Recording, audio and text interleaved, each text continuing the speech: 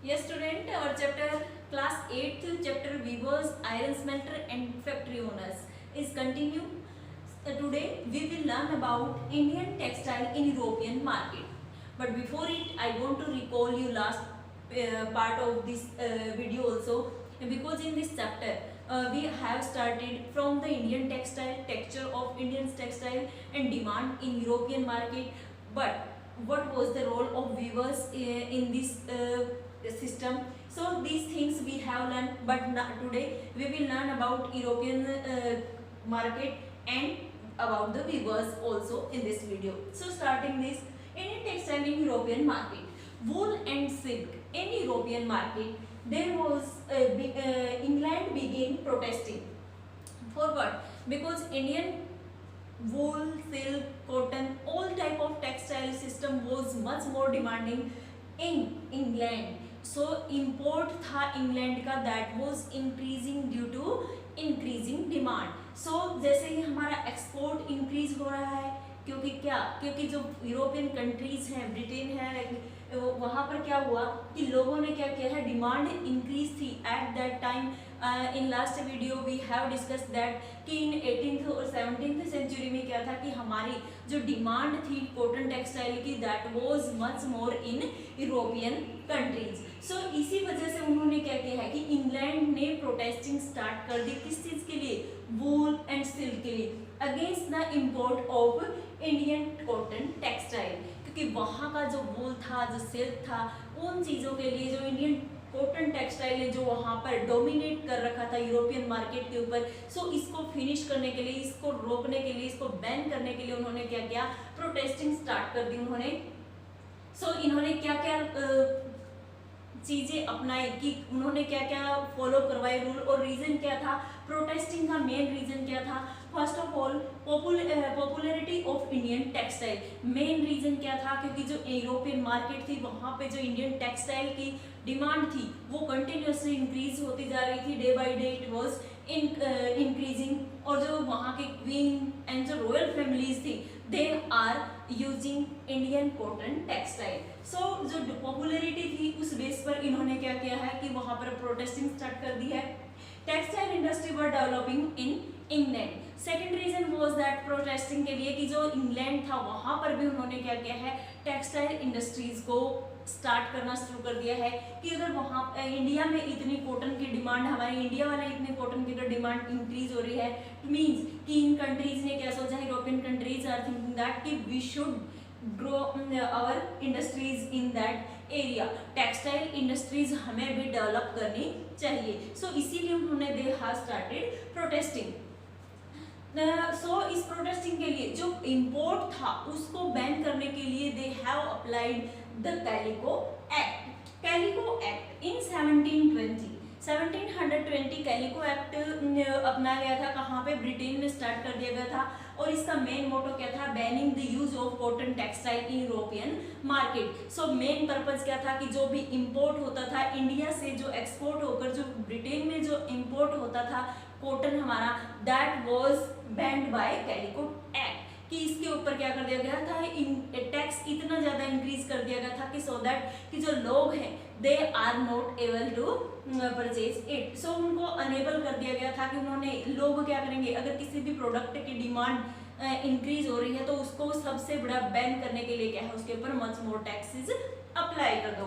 सो इन्होंने मैक्स मोर टैक्सेस में क्या है, कैलिको एक्ट, जो कॉटन इंडस्ट्रीज, जो कॉटन टेक्सटाइल हमारा यूरोपियन कंट्रीज में एक्सपोर्ट किया जाता था, तो उसके बेस पे इन्होंने क्या कर दिया है, बैन करने के लिए कॉटन टेक्सटाइल को यूरोपियन कंट्रीज ने कैलिको एक्ट अपने कंट्रीज में अप्लाई करवा दिया. सो लोगों को क्या हुआ कि if you will purchase Indian cotton textile then you will pay calico tax.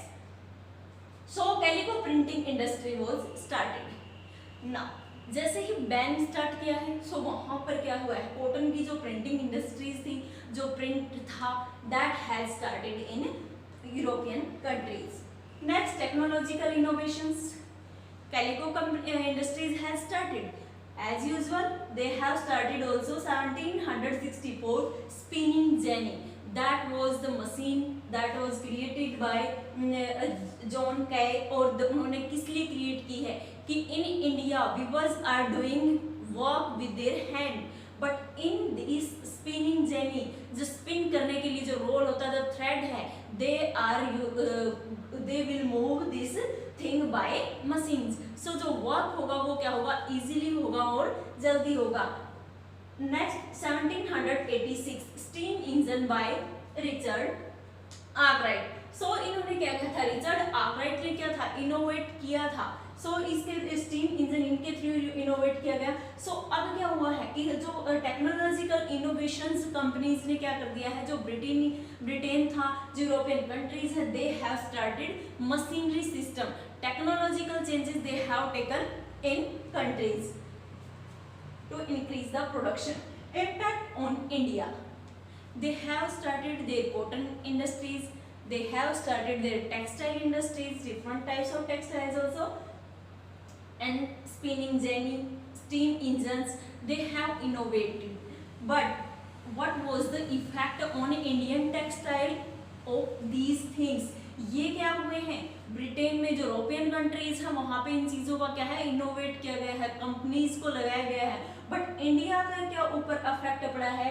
And of 18th century Indian textile was continuously increasing, but ये क्या था, डोमिनेट था वर्ल्ड ट्रेड के ऊपर। Listen student, end of the 18th century, 18th century के end तक अभी भी हमारा Indian cotton textile was dominated on world trade. So European trading companies, जैसे ही वो यहाँ से क्या लेकर जाते थे, कॉटन और जो हमारा टेक्सटाइल था वो लेकर जाते थे, क्लॉथ्स थे, बट यूरोपियन ट्रेडिंग कंपनीज क्या करते, सिल्वर और gold in India they are providing on behalf of taking clothes. So उस टाइम पे क्या था कि कंटिन्यूअसली यही सिस्टम था, they were happy in selling and purchasing, but situation changed when East India Company gained political power. So जैसे ही end of 18th century we have learn that कि कंटिन्यूअसली इंडियन कॉटन टेक्सटाइल क्या था, dominated था on world trade के ऊपर, और ऐसे ही यूरोपियन जितने भी ट्रेडिंग कंट्रीज थे, they are taking clothes and textile of India and give to India gold and silver. So ये क्या था कि बट सिचुएशन कब चेंज होती है, इम्पैक्ट कब शो ऑफ होता है, when they have innovated their machines, they have started production, they have started gain political power in India.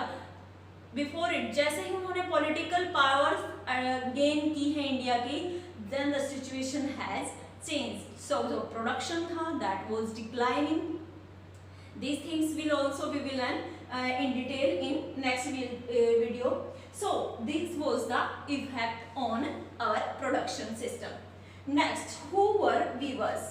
In last video we have discussed that weavers are doing handwork, they are doing very beautiful work, so that the demand of Indian textile was increased. So but who were weavers? Weavers कौन थे, ये भी हमें क्या है, right है हमें no करने का। सो ये क्या है, स्पेशलाइज्ड इन वीविंग। वीवर्स होते कौन है, जो स्पेशलाइज है, जिनका वीविंग सिस्टम में one generation to the next continuously, if father is doing that work, then her son or his son will be doing the same work. As usual, the generation will go continuously in this work. So these were calling weavers. The Tantric, in different area of the India, we are calling them in different names. So we will discuss here Bengal. Tanti weaver of Bengal, जो बंगाल के जो viewers थे उनको क्या बोला जाता था, तांती। जुलाहा और मोमिन, नॉर्थ इंडिया के जितने भी वीवर्स थे उनको या तो जुलाहा कॉल किया जाता था या फिर मोमिन उनको कॉल किया जाता था। साले एंड कैलिकलर एंड देवांग, these are calling to weavers in South India. So these are very. Now the process of weaving. Weavers, we have learned about the weavers also. The spinning, starting from the spinning, mostly done by women. When the process of weaving has started, first of all the cotton that was taken from the plants that will use in spinning. So spinning की किसके ऊपर जाती है, जिससे thread create किया जाता है। Spin करते थे पहले चक्रा और तकली के थ्रू, जिससे ऐसे मूव करके करते हैं, और वो आपकी बुक्स में भी पिक्चर गिवन है। सो चक्रा और तकली के थ्रू क्या करते थे, स्पिनिंग करते थे कॉटन को।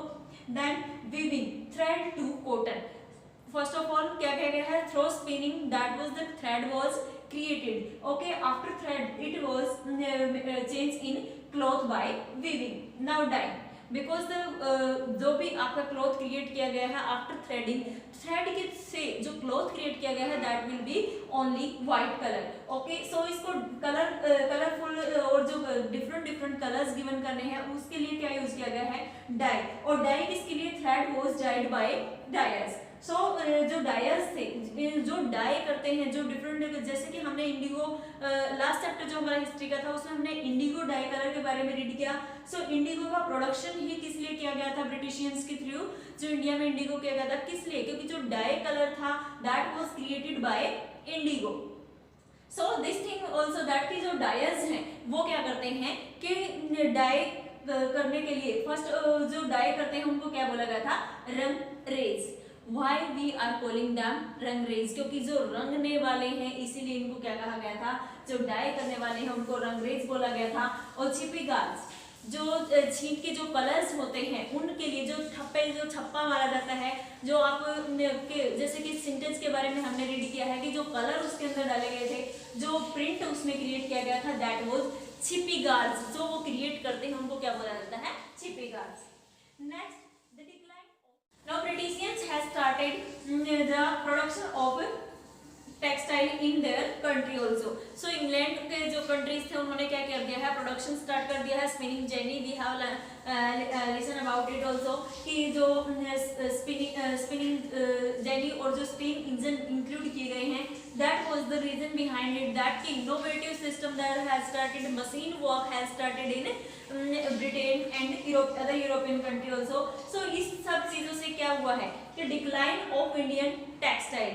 हाउ डिक्लाइन कैसे हुआ, Indian textile now had to compete with British textile, कि जितने भी हमारा डिजाइन थे these all has created by the Britishers also with machines, okay। तो उन्होंने क्या किया है, जितने भी हमारे इंडियन टेक्सटाइल में जितना उसके अंदर कारीगर, जितने हमारे वीवर्स जितने एफर्ट्स डालते थे, वही एफर्ट्स उन्होंने किसके थ्रू क्रिएट करने का, वही कलर, वही डिजाइन्स उन्होंने ब्रिटिशियंस ने क्या किया, अपनी मशीनरी सिस्टम के थ्रू उन्होंने क्रिएट करने का स्टार्ट किया। सो यहाँ पर जो इंडियन टेक्सटाइल था अब उसको कम्पीट किया जाने लगा था किसके साथ, ब्रिटिश टेक्सटाइल के साथ। सो यहाँ पर क्या था, कंपटीशन इंक्रीज हुआ है, but exporting textile to England also became increasingly difficult. Reason was calico act in 1720 Britishers had started a tax, Calico Act, जो उन्होंने अप्लाई करवा था on the import of Indian textile. So यहाँ पर problem क्या create हुई, जो export था इंग्लैंड को जो हम इंडियन टेक्सटाइल एक्सपोर्ट करते थे, देयर वाज क्रिएटिंग प्रॉब्लम, ये इट वाज डिफिकल्ट, क्योंकि वही मटेरियल उन्हें किसके थ्रू मिल रहा है, जो मशीन्स के थ्रू क्रिएट करके दिया जा रहा है, और थोड़ा इजी और थोड़ा कम लो कॉस्ट के ऊपर उनको प्रोवाइड करवा जा रहा है। तो इंग्लैंड की जो मार्केट थी there was creating difficulty for Indian textile. Next, English made cotton ousted Indian goods. How can you say that कि जो इंडियन जो टेक्सटाइल था जो उन्होंने स्टार्ट किया है, इंडियन मेड कॉटन, जो हमारा ट्रेडिशनल इंडियन गुड्स थे, ट्रेडिशनल इंडियन टेक्सटाइल सिस्टम था, that was also created by Britishians. In royal families of England, they are demanding our Indian goods. So, but जो हमारा ट्रेडिशनली जो things थी वो अभी भी कहीं थी, बट जो ब्रिटिशियंस थे उन्होंने क्या किया, हमारी जो ट्रेडिशनल मार्केट है वहाँ पर भी उन्होंने सेल करना अपना प्रोडक्ट स्टार्ट कर दिया। कैसे किया, क्योंकि जो मशीनरीज के थ्रू जितना भी मटेरियल क्रिएट किया जाता, टेक्सटाइल क्रिएट किया जाता, that was they are providing in our country, in our domestic area also at the low prices in besides of Indian textile. जितने हमारे इंडियन टेक्सटाइल का था, हमारा क्या था, थोड़ा कॉस्टली पड़ता था। रीजन क्या था, हैंडमेड था, मच मोर क्रिएटिव था, बट उसी की जो उन्होंने क्या किया है, कॉपी की है किसने, ब्रिटिशियंस ने, और उन्होंने हमारा जो इंडियन गुड्स का जो मार्केट था उसको बाहर कर दिया, हमारे इंडियन गुड्स को जो यूरोपियन मार्केट है, जो हमारे इवन हमारे डोमेस्टिक मार्केट से भी उसको क्या कर दिया था, आउट कर दिया था। Now Indian weavers were unemployment, unemployed कैसे हुए, because there has taken place of weavers to machines, जितने भी ब्रिटिशियंस ने मशीन्स प्रोवाइड करवाई उनका अब सारा किसने ले लिया है, वीवर्स को क्या था, टाइम लगता था हैंडमेड वर्क करने में, क्या था, they are playing in a long process, but machines are taking less time and providing the same thing. So यहाँ पर अनएम्प्लॉयमेंट इंक्रीज हुई, that was the great impact on our Indian textile system or Indian economy also. English European companies stopped buying Indian goods. Indian और जो English और European companies थी अब उन्होंने भी क्या कर दिया है, इंडियन गुड्स को परचेज करना क्या कर दिया है, बंद कर दिया है, क्योंकि उनको वहां पर टैक्स पे करना पड़ता है। सेकेंडली वहां पर उनका खुद का जब प्रोसेस स्टार्ट हो गया है, इंडस्ट्रीज स्टार्ट हो गई है, सो उन्होंने इंडियन गुड्स को अब करना कर दिया था, बंद कर दिया था। They have stopped to purchase from India. In by 1830s में क्या है, सिचुएशन बिकेम वर्स, ये बहुत ज्यादा अब वर्स सिचुएशन आ गई है, because machine made clothes has taken place in Indian market also. So हमारे जो डोमेस्टिक मार्केट है वहां पर भी लोगों ने इंग्लिश जो ब्रिटिशियंस का जो मटेरियल था, they are taking cotton from here and creating textile system and multi type of textile clothes in England and sell it in India. So अब क्या होने लग गया है, पहले हम क्या कर रहे थे, एक्सपोर्ट, सो अब हम क्या करने लगे हैं, import, because in our domestic market the demand for English material has increased due to the low cost. So ये क्या हुआ है, अब हमारा टोटली जो हमारी डोमेस्टिक है, इंटरनेशनल मार्केट है, that has totally collapsed, that has completely collapsed. So और रीजन क्या रहा मेनली, कि इससे इम्पैक्ट और भी क्या पड़ा है कि हमारी जो इकोनॉमी है had gone down, weavers are unemployed, they are not doing this work, they have leave the places due to the unemployment. So these things are showing that the declining of Indian textile in international market and national market also, domestic level पे भी हमारे क्या थी, market अब बिल्कुल down चली गई है, but there was a rays of hope also. So this rays of hope we will do in our next video. Chapter will be continued. Thank you. Have a nice day.